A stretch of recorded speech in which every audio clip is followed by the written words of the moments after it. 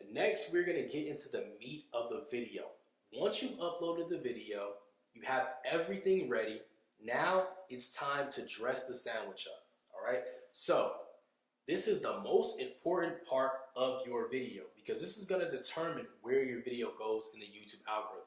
So number one, when you're creating a title, right, your title has to have keywords to target a key audience, okay?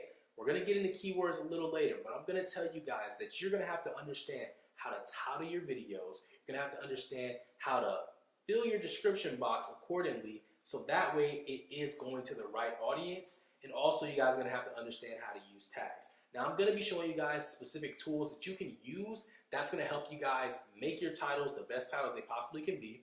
Also help you guys fill out your description boxes and as well as your tags. There's three key things that you guys are going to need to understand when it comes to optimizing your videos. Okay, so you're going to have to understand search engine optimization, suggestion optimization, and also the recommendations optimization, which we are going to get into. Now, these all are factors of your keywords. The keywords is the brain of the operation when it comes to your video. Okay, if your video doesn't have any keywords, it's not going to go to the specific audience. For example, we're just going to use this title as a structure to just kind of break it down so you guys can understand keywords a little better. So, how to cook food. The keyword is cook, right? If I took that keyword out, right, and people that want to learn how to cook food, there's no way they're going to be able to find your video in the search engine, right? Because they're not going to see the keyword cook.